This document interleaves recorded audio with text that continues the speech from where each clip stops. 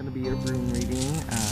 Martha and I don't know Martha very well, so what I'm going to do is I'm going to have you shuffle this bag.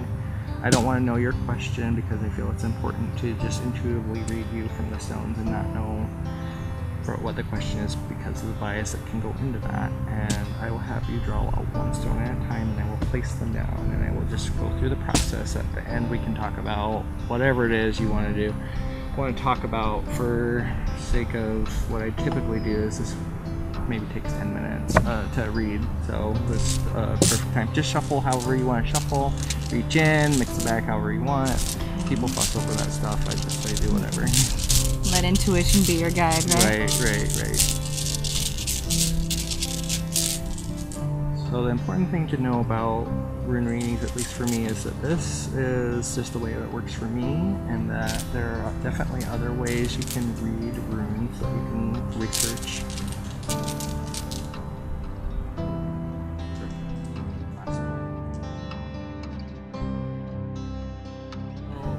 I'll go through each one, and so you know what each one means, just as we discussed before videoing it. This one is going to be north, and this one's going to be south, fire, earth, and the actual cross reading, this is referred to earth and this is referred to fire. But that's just, again, my intuitive process. So this first stone is in the center, which represents you, or the question you could have been asking, or the energy around you. This is the rune of need.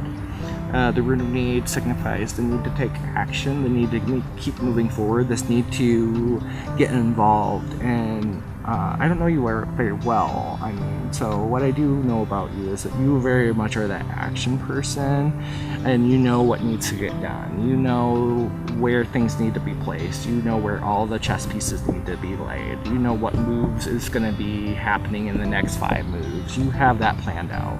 And this is where this one comes in. This is the rune in the north, passion. This is the rune of justice. So you definitely know what's right and what's wrong. You have this very good idea of morality, and you would never get involved in with someone who is immoral, or you get this bad vibe from. It's like any of that stuff that comes up, you automatically step further away from them and distance yourself. It's like way across the room, and if possible across the state. If possible as far away as you can get, because you don't want to be involved in this situation at all. The Rune of Justice also has this aspect where people can kind of get vengeful in a way, and I don't think that you're a vengeful person. I think it's just that if somebody wrongs you, you definitely want it to be corrected right away. And some people get mad about that. I don't know if you necessarily do, but there's that sense of that you could get mad about it. You could want that, there could be that feeling of demanding it to be fixed, either verbally or, you know, in your head, whichever one that happens. And you do expect results, you expect things to be done.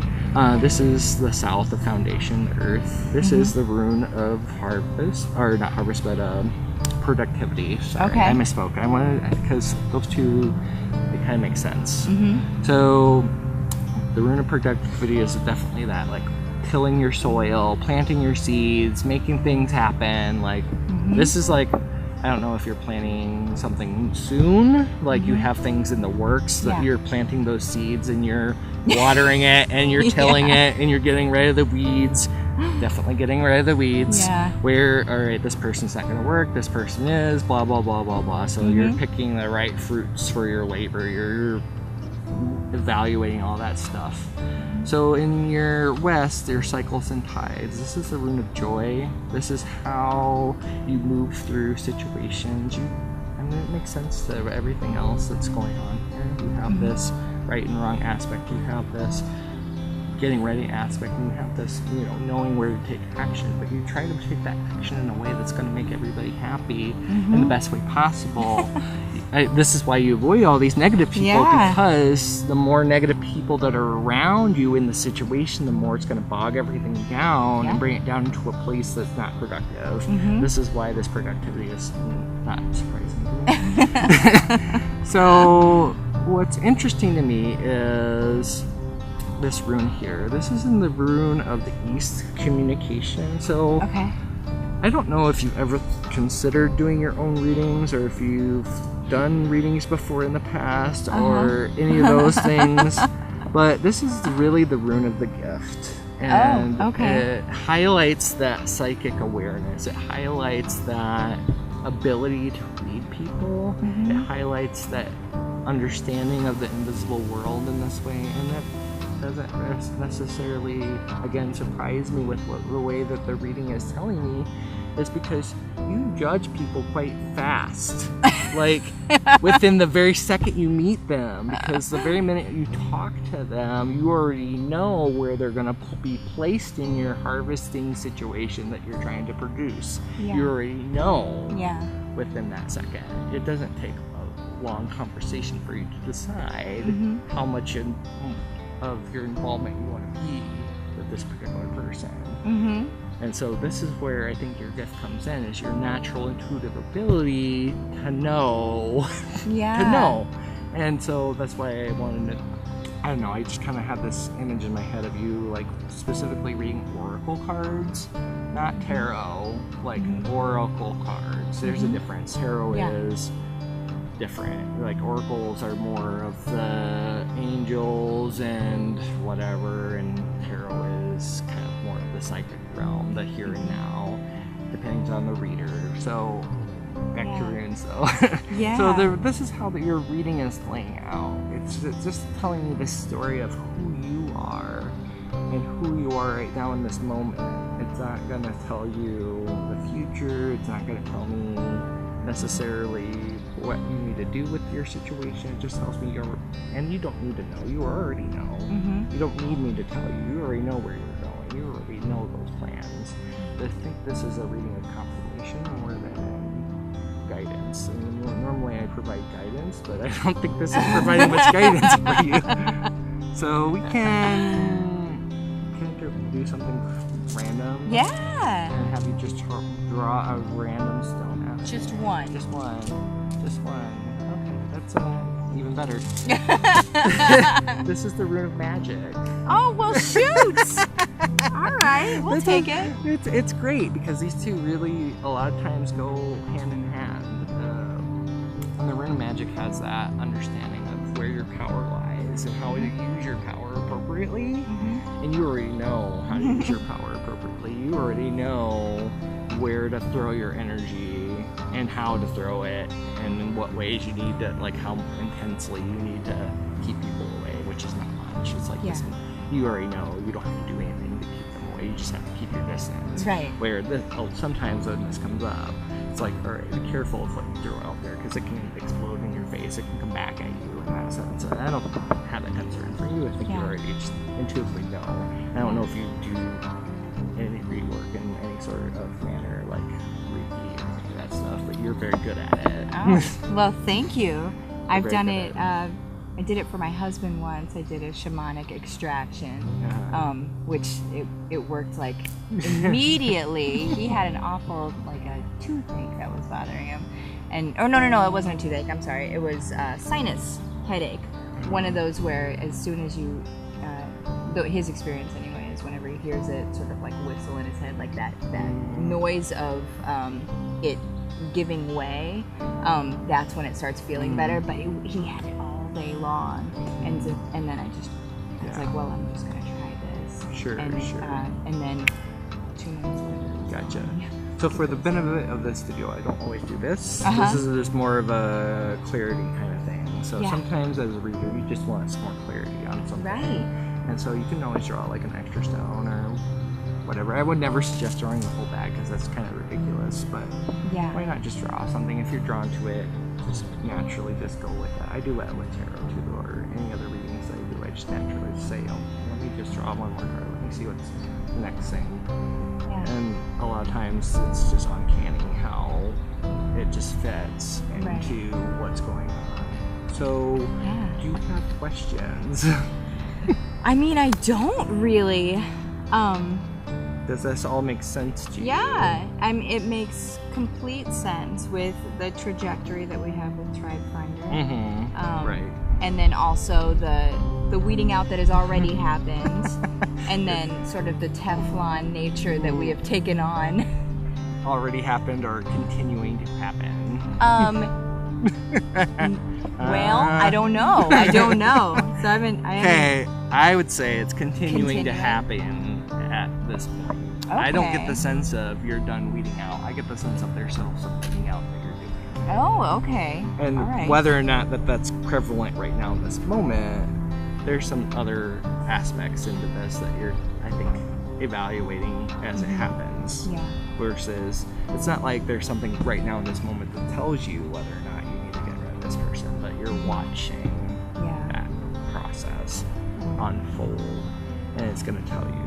I think this weeding out process is just going to be that, a process. It's going to be ongoing as you move forward, because when you get involved with something like TribeFinder, which I know very little about other than what you've told me, you run into a lot of people and you deal with a lot of different people that might fit or might not fit depending on where they are. Right. Yeah, that's true. That's very true. That's very true. This is interesting, though, because that's interesting because I claim myself to be claircognizant, so just knowing things. And it's very, whenever you said that, I was like, oh well, that's because there are things that I just, and I usually say it's Akashic record reading and things like that, but a lot of times I don't even need to be, connected to just like, I know. I totally right understand that. Yeah. That's how I preference myself too. Like, I've that clear, sentient kind of ability, because I just know things at times. Like, this is all just, I don't know you. There's no way I could have known, and I know very little about TribeFinder to know whatever happened or what the process has been. Yeah. And I don't know. I mean, I don't know what you've done, professionally. So just this conversation told me is the only reason I know. So readings for me are very much what I'm being told and about you, who you are, and that's just how it goes.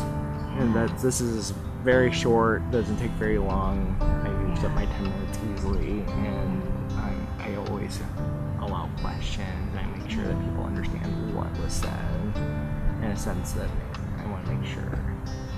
Yeah. Can you touch real quick before we finish? Can you touch real quick on using your intuition rather than necessarily what a book says something means? Yeah. We talked about that before starting, and I forgot. Thanks for reminding me. Yeah. So starting out, the book is great. There's several books on runes. There's some really well-known ones recommended. I originally took notes on these, and I used those notes for a while, but how much of that was hindering my intuition? And this was all, there's no book present here at this moment. There's not even one in my bag. You could look, there's nothing.